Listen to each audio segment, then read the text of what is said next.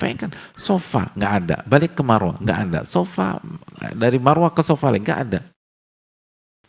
Dari sini keluar hikmah berikutnya bahwa dalam berjuang mencari rizki, baik yang zahir maupun yang batin, maka lakukanlah upaya mubah yang bisa kita lakukan walaupun secara matematika manusia itu mustahil. Tapi kalau itu yang bisa kita lakukan, lakukan. Lalu nanti kita lihat bagaimana Allah memberikan pertolongan kepada kita. Bismillahirrahmanirrahim.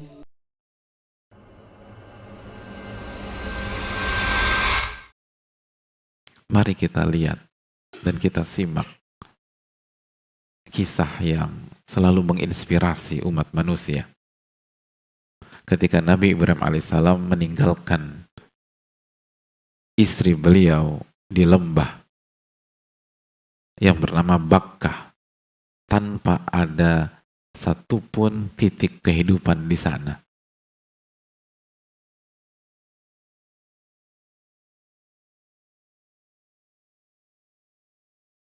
Sebuah sikap yang sempat membuat Hajar bertanya-tanya sampai beliau kata, "Ya Ibrahim, atatrukuna fi wadi alladhi laysa fihi insun wala syai'?" Wahai suamiku Ibrahim, apakah engkau meninggalkan aku dan anak kita di lembah yang tidak ada kehidupan? Gak ada kehidupan sama sekali. Gak ada. Gak ada korma. Gak ada rumput, gak ada air, gak ada onta. Onta aja gak mau tinggal di sana waktu itu, hadirin. Gak mau.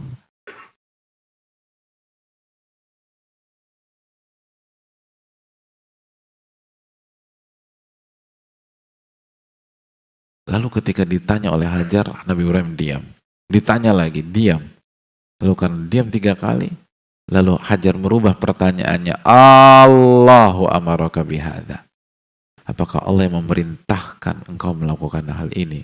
Lihat. Kata Nabi Ibrahim, iya. Atau direspon. Lalu Hajar mengatakan, idzan la yudayyi'una. Kalau begitu Allah nggak akan sia-siakan kita. Ini hadirin. Lihat, walaupun dalam kondisi susah parameternya, apakah ini perintah Allah atau bukan? Apakah ini halal atau haram? Apakah ini maksiat atau tidak? Apakah ini uang haram atau uang halal?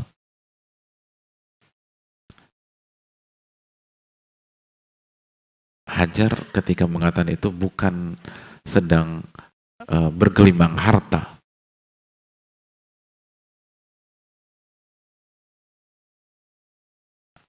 Itu berat lah hadirin. Coba bayangkan ya. Ditinggal di lembah. Tanpa ada kehidupan.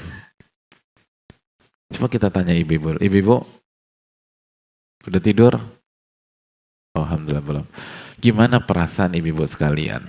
Kalau ibu-ibu umroh sama suami. Begitu check-in ke sebuah hotel, masuk kamar, tiba-tiba suami kembali mengambil koper cabin, lalu ambil paspor, lalu di situ ada tiket, lalu tiba-tiba berjalan menuju lift, keluar kamar, lalu lift. Kira-kira respon ibu-ibu apa? Kesurupan kayaknya nih Pak Ustaz. Wah. Enggak kesurupan. Ketika dicek ternyata suami mau pulang lagi ke Jakarta dan meninggalkan ibu-ibu di sana. Gimana perasaan ibu-ibu? Galau apa senang? Senang, Masya Allah. Bener-bener ada masalah besar di sini. Alhamdulillah Pak Ustadz. Kenapa Bu senang? Ya senang lah Pak Ustadz, ada bin Daud, ada apa? Ada gamis, ada segala macam disebutkan. Dulu tuh nggak ada. Nggak ada apapun. Ditinggalkan di Mekah itu mati artinya. Nggak ada kehidupan. Di kondisi yang begitu terdesak seperti itu, Hajar masih bertanya, apakah ini perintah Allah? Ini melanggar apa tidak? Coba tanya diri kita. Hari ini, ketika kita lagi sulit, masihkah kita berpikir demikian? Ini melanggar apa tidak? Ini Allah ridho apa tidak? Karena kalau ini Allah ridho, idzan la yudhayyuna. Kalau begitu Allah nggak akan sia-siakan kita. Dan athiqu billah. Athiqu billah. Seperti Abu Hazim tadi, tenang. Banyak Hajar nggak panik. Sangat kontras sikap dan gestur Hajar pada saat itu. Sebelum beliau mendapatkan jawaban dan setelah beliau mendapatkan jawaban. Artinya sebelum beliau tahu ini perintah Allah dan setelah beliau tahu ini perintah Allah. Sebelum beliau tahu bahwa kondisi ini diinginkan dan diridhoi oleh Allah dan setelah beliau tahu bahwa ini diridhoi oleh Allah. Padahal secara rizki zahir sama atau beda? Hah? Sama atau beda? Hah? Hadirin, sama atau beda? Susah ya. Yang berat beban hidup teman. Ini pertanyaan, saya belum nanya surat apa, ayat berapa, hadis surat siapa. Ini baru tanya sama atau beda. Kan pening banget ya Allah. Berat ya, Masya Allah.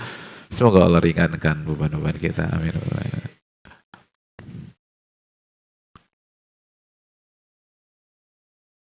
Lihat, sebelum Hajar mengetahui bahwa ini perintah Allah, ini diridhai oleh Allah, beliau menekan suaminya, ya Ibrahim, atatatrukunna fi hadzal wadi alladzi laisa fihi insun wala syai'. Wahai Ibrahim, apakah kau tinggalkan kita di sini? Wahai Ibrahim, apakah kau tinggalkan di sini? Belum nggak nyaman. Tapi begitu beliau tahu bahwa ini perintah Allah, berarti Allah ridhoi, berubah hadir. Idzan la yudhayyuna. Kalau begitu Allah nggak akan sia-siakan kita. Berhenti, nggak ngejar lagi. Berhenti. Beliau hentikan langkah kaki beliau dan beliau fokus bertahan bersama Ismail. Pertanyaan kembali. Saya ingin tanya, sebelum beliau mendengar jawaban suaminya atau sebelum beliau mengetahui bahwa ini perintah Allah dan setelah beliau mengetahui bahwa ini perintah Allah, secara rizki zahir ada perubahan apa tidak? Nggak ada perubahan. Sama. Tapi secara rizki batin ada perubahan apa tidak? Perubahan. Yakin, wah berarti benar ini saya. Nggak mungkin Allah sia-siakan saya. Wa fis sama'i rizqukum wa ma tu'adun. Wa man yattaqillaha yaj'al lahu makhraja wa yarzuqhu min haitsu la yahtasib. Barang saya bertakwa kepada Allah, Allah akan berikan jalan keluar dan rizki dari arah yang tidak diduga-duga. At-Talaq ayat 2 dan 3. Yang penting ini perintah Allah, yakin saya. Berubah total 180 derajat. 180 derajat berubah. Padahal secara zahir nggak ada perubahan. Dan Nabi Ibrahim pun nggak ada janji untuk rizki zahir, nggak ada. Nabi Ibrahim nggak, tenang, beb, tenang aja.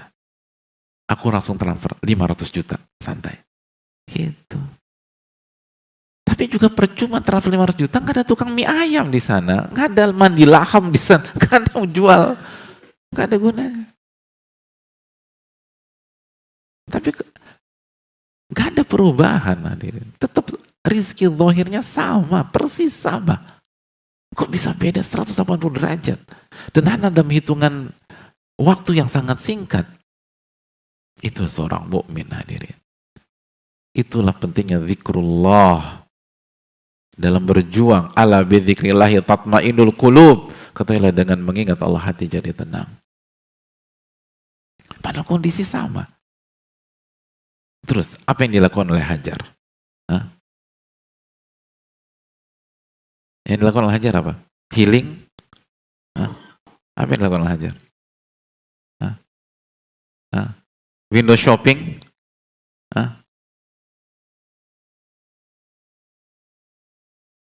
Ya, beliau tawakal dan beliau berjuang. Beliau mulai dengan sofa untuk mencari apakah ada air, apakah ada binatang dan seterusnya. Dan sofa dataran tinggi, beliau bisa ngelihat 360 derajat dari situ kondisi sekitarnya. Ternyata nggak ada apa-apa. Turun lagi menuju mana? Marwah. Naik lagi. Lalu ngelihat amati. Ternyata nggak ada apa-apa. Terus kemana? Sofa lagi. Ada nggak ada? Terus habis nggak tahu apa. Terus kemana? Jangan ada yang bilang Bin Daud. Nggak ada Bin Daud, nggak ada. Atau Hilton Tower atau nggak ada itu. Nggak ada. Balik lagi ke Marwah. Terus pertanyaan saya, kenapa hanya Sofa dan Marwah? Emang nggak bisa ke sana lagi? Nah, emang Makkah atau Bekah cuma Sofa Marwah doang? Kenapa hanya Sofa Marwah? Amanah. Amanah siapa? Karena sudah ketetapan Allah. Masya Allah. Selesai udah kajian kita kalau begitu. Iya betul. Dapat hadiah. Yang ketetapan Allah. Masya Allah. Yang penting pede dulu. Iya, penuntut ilmu itu kata Ibnul Qayyim rahimahullah. Ibnul Qayyim mengatakan bahwa talibun nufudhi ilallah itu pertama syaja'ah, harus berani dulu. Namanya juga belajar, gitu loh. Paling kalau salah ya malu-maluin aja. Tapi nggak apa-apa. Nggak apa-apa. Iya, pertama itu benar kan? Benar ketetapan Allah. Kata para ulama, kenapa hanya Sofa Marwah? Karena hanya itu titik maksimal beliau. Kalau beliau ke radius yang lebih jauh lagi atau ke titik yang lebih jauh lagi, itu beliau tidak bisa mempertahankan Ismail kalau ada apa-apa. Mungkin ada binatang, ada ular, kalajengking segala macam. Tapi Sofa Marwah, kalau kita umroh atau kita pernah sa'i, dan bagi yang belum pernah umroh dan haji, semoga Allah mudahkan untuk bisa umroh dan haji, amin rabbal alamin. Itu adalah jarak yang paling maksimal untuk menyelamatkan Ismail kalau ada apa-apa. Karena Ismailnya kan ditaruh dekat Ka'bah. Maka beliau muter-muter aja Sofa Marwah. Karena itu udah paling mentok. Dari sini kata sebagian para ulama, ini hikmah besar dalam bab ikhtiar. Ikhtiar itu maksimal, tapi jangan maksa. Dan setiap orang punya Sofa Marwahnya masing-masing gitu pokoknya. Setiap orang dari kita itu punya titik atau perbatasan maksimal masing-masing. Jangan maksa. Yang jadi masalah kita maksa, maka jatuh ke dalam hal yang haram. Atau akhirnya terjerat hutang yang nggak karu-karuan karena maksa. Jangan maksa. Hajar nggak maksa, nggak nekat gitu.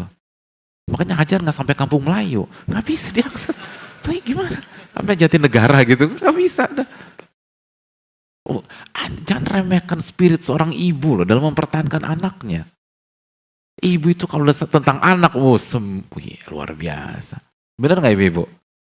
Oh benar, macam-macam kita nih sama ibu. Ini kalau udah tentang anak, luar biasa.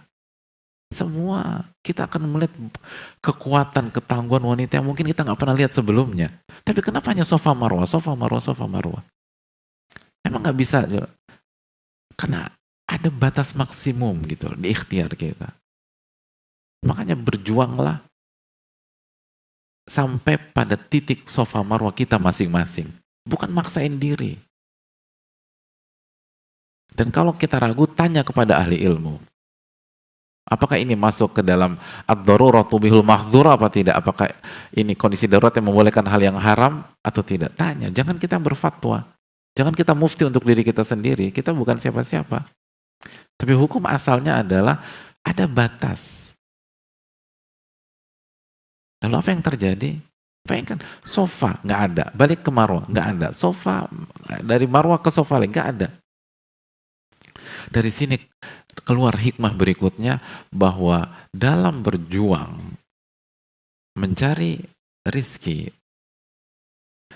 baik yang zahir maupun yang batin, maka lakukanlah upaya mubah yang bisa kita lakukan walaupun secara matematika manusia itu mustahil. Tapi kalau itu yang bisa kita lakukan, lakukan. Lalu nanti kita lihat bagaimana Allah memberikan pertolongan kepada kita. Yang bisa dilakukan Hajar pada saat hanya bolak-balik Safa Marwah. Dan itu yang beliau lakukan. Beliau nggak bilang, kan kemarin, tadi kan udah. Oh, udah dong, kan kita pinter nih. Udah kita ngumpul-ngumpul aja gitu loh, santai. Enggak, kesana aja lah. Udah, kita ada opsi lagi. Ada opsi apa lagi? Nggak ada opsi lagi, ya udah kesana lagi aja. Kesana lagi. Kan belum tentu takdir Allah 5 menit yang lalu dengan takdir Allah detik ini kan sama, beda. Walaupun tempatnya sama. Sama-sama di Masjid Al-Fatah, emang sama. Enggak, perubahan waktu bisa perubahan segala hal. Kita sering kali gitu. Ana udah kesana kemarin. Atau aku udah lakukan itu, coba lagi. Kecuali ada opsi lain. Opsi lain kita coba opsi lain. Tapi kalau nggak ada opsi, itu aja udah kerja. Walaupun bolak-balik, itu Hajar kurang bolak-balik apa hadirin? Bolak-balik.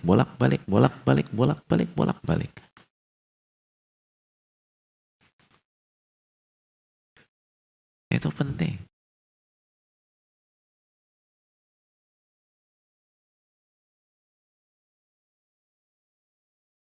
Pertanyaannya, kalau gitu kenapa cuma 7 kali? Nah, kok 7 sih? Kenapa nggak 10? Antum mau jawab lagi sama? Saya melihat beliau udah ancang-ancang jawab nih.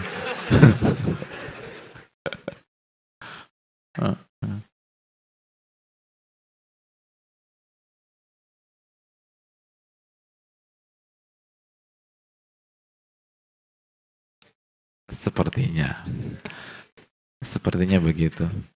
Sepertinya bukan. Gak apa-apa, penting berani dulu lah. Syukran. Kita tahu bahwa dalam riwayat malaikat Jibril itu mengeluarkan air zam-zam pada saat Marwah yang ke-7. Tapi kalau ditanya lagi, kenapa dia yang 7? Kenapa nggak ke-8, ke-9? Wallahu ta'ala misal, sebagian ahli ilmu mengatakan bahwa karena yang ke-7 sudah maksimal. Kalau lanjut lagi, Ismail bisa wafat. Maksimal. Makanya dari sini para ulama mengatakan seringkali pertolongan Allah itu di persimpangan terakhir. Di persimpangan terakhir. Lihat bagaimana Allah menolong Nabi Ibrahim alaihissalam. Kuni bardan wa salaman ala Ibrahim. Wahai api, jadilah dingin dan nyaman bagi Nabi Ibrahim. Lihat bagaimana Allah Subhanahu wa taala memberikan pertolongan kepada Nabi Musa alaihissalam. Udah mentok, baru dibuka itu laut. Lihat bagaimana Allah Subhanahu wa taala memberikan pertolongan kepada Nabi SAW di Gua Thaur. Udah bentuk, udah paling atas, udah nggak bisa ngapa-ngapain lagi. Allah tolong beliau. Dan itu yang membuat orang yang sabar dalam sejarah selalu minoritas. Karena sulit bertahan sampai persimpangan terakhir itu. Itu susahnya minta ampun. Itu beratnya luar biasa.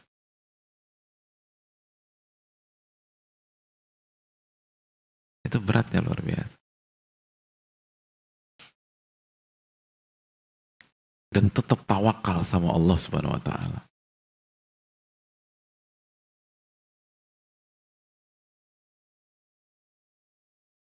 Oh, itu nggak mudah sekali. Nggak mudah hadirin. Itu berat. Dan itu ujian keimanan. ujian keimanan. Oleh karena itu jamaah sekalian, tetap berjuang dan tetap berikhtiar sampai titik darah penghabisan selama itu halal, dan lakukan apa yang bisa kita lakukan. Walaupun secara hitung-hitungan dunia, prediksi manusia tidak akan merubah hasil. Karena yang menentukan bukan manusia, yang menentukan Allah Tabaraka wa Ta'ala. Dan lihat bagaimana nanti Allah menolong kita, membantu kita, memberikan keberkahan kepada kita. Dengan syarat sekali lagi, pada saat kita berjuang, tawakal kepada Allah Subhanahu wa Ta'ala, bergantung sama Allah, sebagaimana Hajar bergantung sama Allah. Sebagaimana hadis Nabi SAW, "Lo annakum tatawakkaluna 'ala Allahi haqqa tawakkuli."